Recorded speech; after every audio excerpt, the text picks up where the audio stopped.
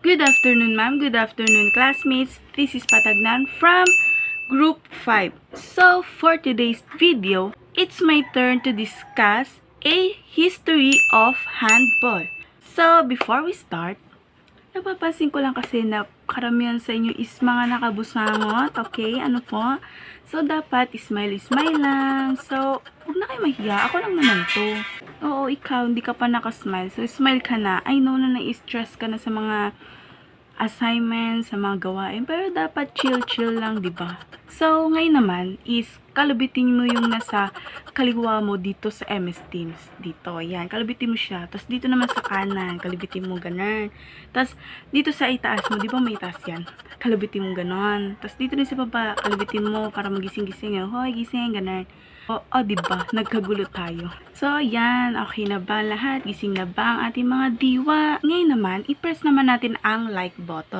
O, diba? Bongga. Kunyari nakikita ko. Okay, let's start. So, please mag-take down notes po tayo. Ano po? Para if ever man na magtatanong ako later on, is may maire-recite tayo. Okay?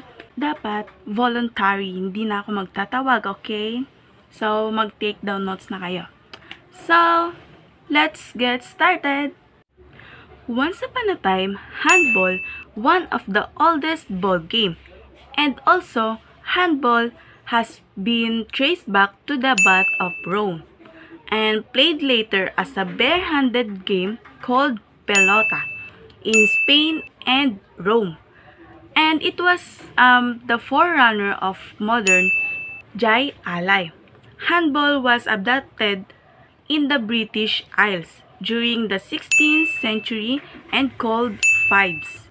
The immediate forerunner of the modern game was developed in Ireland, where handball was played about 1,000 years ago in the 1850s.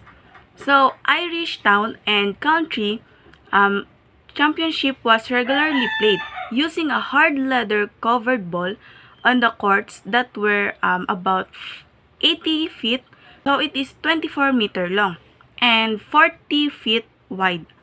Irish immigrant took the game to the United States in 1880s. And Phil Casey, not Casey, nakaklase natin, okay? It's Phil Casey, built the first American world court in Brooklyn, New York in 1886. Kicking was permitted and some players developed unusual skills in returning low ball with their feet. The first international match was played in 1887 between the Irish champion, which is si John Lawler, and the American champion na si Casey. Began in Ireland on August 4, the match ended on Casey's American court on November 29, and Casey won, and then retained his title against all challengers until his retirement in 90s.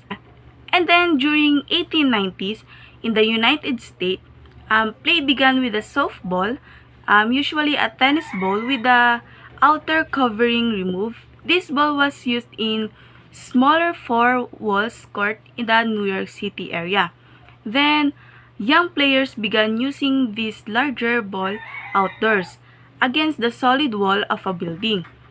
Then, the use of the softball spread to the other cities, mostly for four-wall play. Dissatisfaction with the large, slow ball led to the development of a small gas-filled ball that proved to be more acceptable to players and stimulated new interest in the game.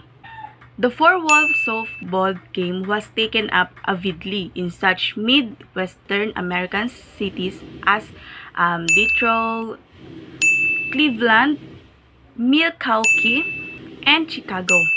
About the same time, the game underwent changes in court were reduced in size. A one-wall game was developed in New York City about 1930.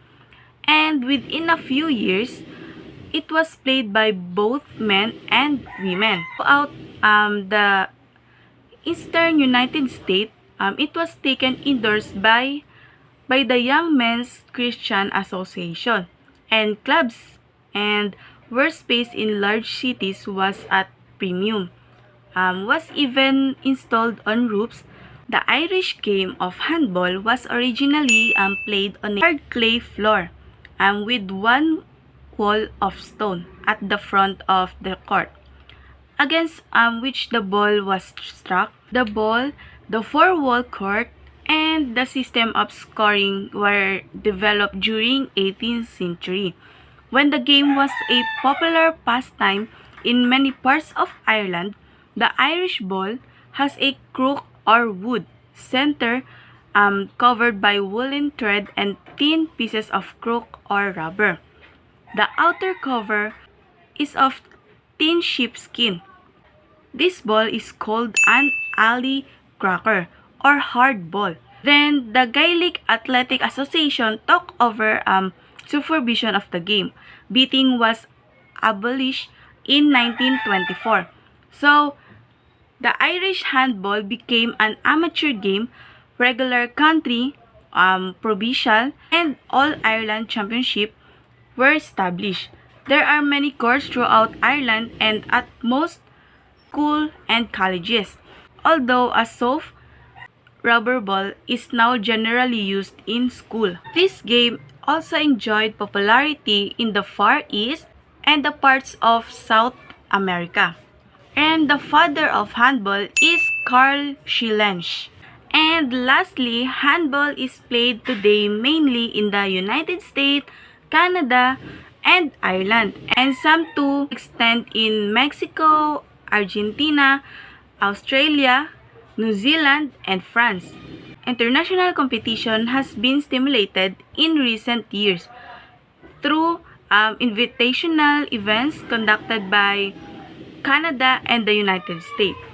So yun guys, thank you for watching. Bye!